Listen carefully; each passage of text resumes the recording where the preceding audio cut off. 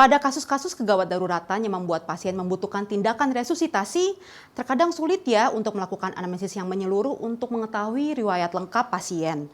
Nah, pencatatan EMPL adalah salah satu jalan pintas untuk mendapatkan informasi tersebut sambil melakukan upaya untuk menstabilkan keadaan pasien.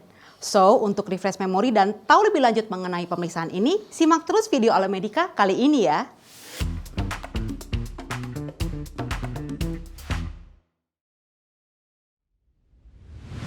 Halo dokter, saya Dr. Gia dari Alomedica. Pengambilan riwayat EMPL umumnya termasuk dalam secondary survey kegawat daruratan.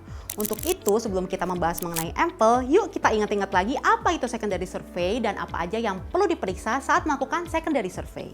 Secondary survey adalah pemeriksaan yang dilakukan setelah primary survey selesai dilakukan, yakni pada saat keadaan yang mengancam nyawa telah teridentifikasi dan sudah diterapi dengan tepat hingga mencapai kondisi yang lebih stabil. Pada secondary survey, hal-hal yang perlu dilakukan adalah evaluasi riwayat lengkap, pemeriksaan head to toe, pemeriksaan kembali semua tanda-tanda vital, dan pemeriksaan penunjang sesuai indikasi. By the way, sebelum saya jelasin lebih lanjut, kalau dokter mau baca-baca lebih lengkap terkait topik kali ini maupun informasi lain seputar dunia kedokteran terkini yang berbahasa Indonesia dan mudah dipahami, dokter bisa banget nih download aplikasi Alomedica. Di aplikasi ini ada banyak banget fitur-fitur bermanfaat buat dokter-dokter di Indonesia. Contohnya artikel-artikel continuing medical education terkait penyakit, obat, dan tindakan medis yang berguna banget buat praktek sehari-hari. Terus artikelnya ada juga tuh yang ber-SKP, jadi bisa nambahin sertifikat yang dokter butuhkan. Nggak cuma itu, ada juga beragam webinar dan e-workshop ber-SKP yang bisa dokter ikuti. Plus dokter juga bisa berdiskusi dan memperluas networking sama sejawat dokter se-Indonesia di forum diskusi dokter Alomedica. Tuh, lengkap banget kan? Jadi download aplikasi Alomedica sekarang juga di Google Play dan App Store. Nah, untuk membantu dokter dalam langkah anamnesis pada secondary survey, ada nih jembatan keledai yang bisa dokter gunakan, yaitu EMPL. EMPL adalah singkatan dari Allergies, Medication, Past History, Last Meal, dan Events atau Environment. Supaya lebih jelas, kita bahas satu persatu ya dok. A atau allergies dipakai untuk mengetahui status alergi pasien.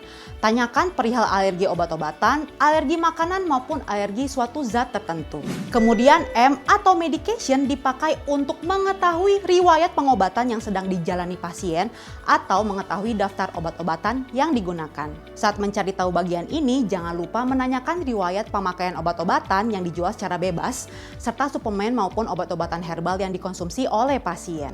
Selain pasien, pengambilan data dapat dilakukan melalui bantuan keluarga atau kerabat terdekat yang bisa memberikan informasi obat-obatan baik dalam bentuk foto maupun kopi resep dari apotek. Selanjutnya, P yakni past illness atau pregnancy dipakai untuk mengetahui riwayat penyakit terdahulu dan juga riwayat kehamilan.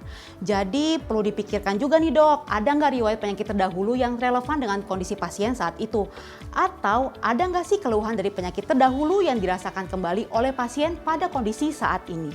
Next adalah L atau last meal. Pada bagian ini dapat ditanyakan kapan terakhir kali pasien mengkonsumsi makanan. Hal ini bisa membantu dokter untuk menilai resiko reflux selama intubasi. Akan tetapi hal ini tidak selalu dapat diandalkan. Dan yang terakhir, E atau events bisa juga environment. Pada bagian ini ditanyakan bagaimana mekanisme kejadian yang berhubungan dengan trauma. Misalnya luka tumpul, luka tusuk, luka bakar kimia, radiasi atau toksin yang terpapar ke pasien. Mencari tahu bagaimana mekanisme kejadian trauma merupakan hal yang penting. Karena dengan demikian kemungkinan gangguan kesehatan pada pasien bisa diantisipasi sedini mungkin dan kemungkinan penyebabnya juga dapat diperkirakan. Contoh, paparan bahan kimia yang terhirup dapat menyebabkan disfungsi paru, bahkan organ lainnya yang terkait. Selain itu, kita jadi bisa tahu di mana tempat atau lingkungan yang berbahaya yang dapat menimbulkan ancaman bagi kesehatan. Oke deh, itu tadi pembahasan mengenai EMPL ya dok. Oh iya, jangan lupa ya dok, pemeriksaan ini perlu dilanjutkan lagi. Seperti dengan pemeriksaan fisik head to toe dan juga pemeriksaan penunjang yang mungkin diperlukan.